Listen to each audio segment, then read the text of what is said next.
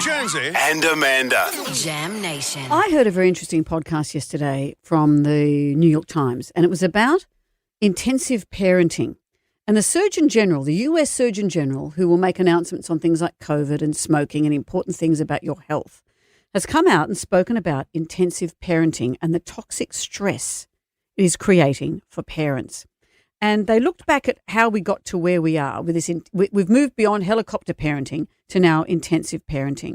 And in the 80s, there was a whole series of ads on American television about kidnapping. And it was disproportionate to the number of children that actually were kidnapped. And it started to make parents frightened. The ad campaign said, where are your kids? Know where your kids are at any given moment.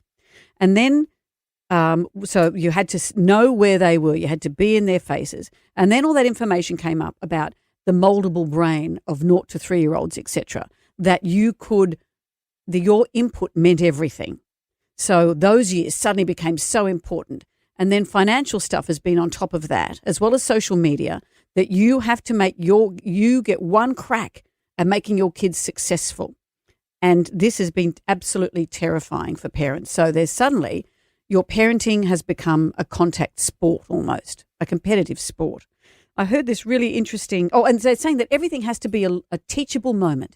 You can no longer put your kid in front of the TV and you go and have a shower. You can no longer veg out with your kid in front of the TV. You watch the show, you're encouraged to watch the show with your child and talk about the content and make it a teachable moment. Everything has to be a lesson. You have to be involved in everything. And it's giving parents incredible burnout. This statistic was really interesting for me, is that a working mother today spends as much time with her children as a stay-at-home mother did in the 70s. Wow. So you wonder, how does that happen? How it happens is that you give up your leisure time, you give up your own social time. It used to be that you'd have a game of tennis and the kids would be off running around somewhere else. Now your kids are involved in you playing tennis.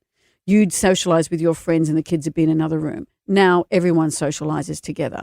So the parents, the mums and the dads, are losing out on what makes them human, on what they need to survive a busy life. It's true that you look at the pub scene when we were young in the 80s, you go and see the Radiators or Cold Chisel performing at the local beer barn. I was at my local beer barn recently and I was looking at the stage where the Radiators did indeed once play, and there's kids all running around on it. And I thought it was nice. These kids are running around. There's a ballroom so they can throw the balls around and stuff. So kids go to the pub now. Back in our day, if your dad took you to the pub, you sat outside in the car drinking a lemon squash while he was inside with his mates. That wasn't great either, but it means that every moment that And I'm not lamenting that they were the good old days. No, either. I know what you mean, but there's no moments that are for you. And the Surgeon General has said, make sure you have time out. Make sure you have moments where you have your own clarity, where you have your own social life, where you do your own exercise, you go to the gym, you do what you need to do.